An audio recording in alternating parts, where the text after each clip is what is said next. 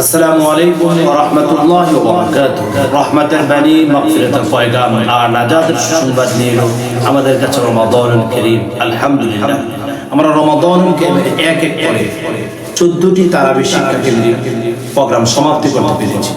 আজকে আমাদের অন্যতম পর্ব। আজকের তারাবিতে তেলাওয়াত করবে হাফিজুল কোরআন 18 নম্বর পারার প্রথম নম্বর পৃষ্ঠা থেকে 20 নম্বর পৃষ্ঠা পর্যন্ত। এখানে অসংখ্য অগণিত গুরুত্বপূর্ণ আয়াতে কারিমাগুলো রয়েছে।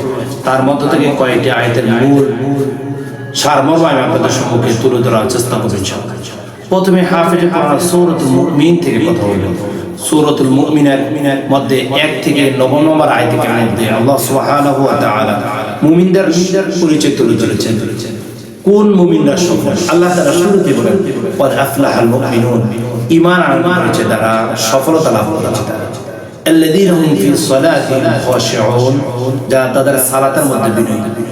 এবং আল্লাহ তাআলা ধীরে ধীরে মুমিনদের কোয়ালিটি এন্ড কোয়ালিফিকেশন তুলে ধরেছেন। এই গুণগুলো যদি তাদের মধ্যে থাকবে, উলাইকা হুমুল ওয়ারিসুন, আল্লাহ তাআলা তাদেরকে জান্নাতের ওয়ারিস বানিয়ে দেবেন। সুবহানাল্লাহ, সুবহানাল্লাহ, বড় চমৎকারময় কথা। তাহলে আজকে তারাবি থেকে আমরা এই শিক্ষাগুলো গ্রহণ করতে হবে।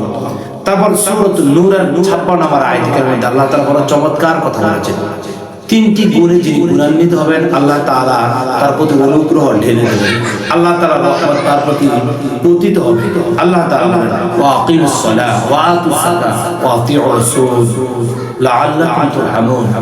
যারা সালাত প্রতিষ্ঠা করতে চায়, যারা যাকাত প্রদান করে, ওয়া আতিউর রাসূল, যারা রাসূলকে অনুকরণ করে, আল্লাহ তাআলার পক্ষ থেকে তাদের প্রতি অনুগ্রহ থাকবে, আল্লাহ তাআলার পক্ষ থেকে তাদের প্রতি বড় দয়া থাকবে, আল্লাহ তাআলার পক্ষ থেকে তাদের জন্য বড় মায়া থাকবে। সে কথাগুলো আল্লাহ তাআলা তুলে ধরেছেন। তবে অন্যথা আল্লাহ তাআলা বলেন কুল আতিউল্লাহ ওয়া আতিউর রাসূল, হে নবী আপনি বলুন তারা যারা আল্লাহকে অনুসরণ করে, আল্লাহর বিধান মানে, আল্লাহ সুবহানাহু ওয়া তাআলা হাবিবের অনুকরণের মধ্যে তাদের জীবনকে তারা পরিবর্তন করতে। আল্লাহ তাআলা ধীরে ধীরে কথাগুলো তুলে ধরেছেন। তাহলে আজকে তারাবি থেকে আমরা যে শিক্ষা অর্জন করতে পারলাম, যে শিক্ষা লাভ করতে পারলাম, সেটা হচ্ছে 15তম তারাবি থেকে গুরুত্বপূর্ণ কয়েকটি মেসেজ আমরা জানতে পেরেছি। আল্লাহ তাআলার কাছে তৌফিক ভিক্ষা চাচ্ছি।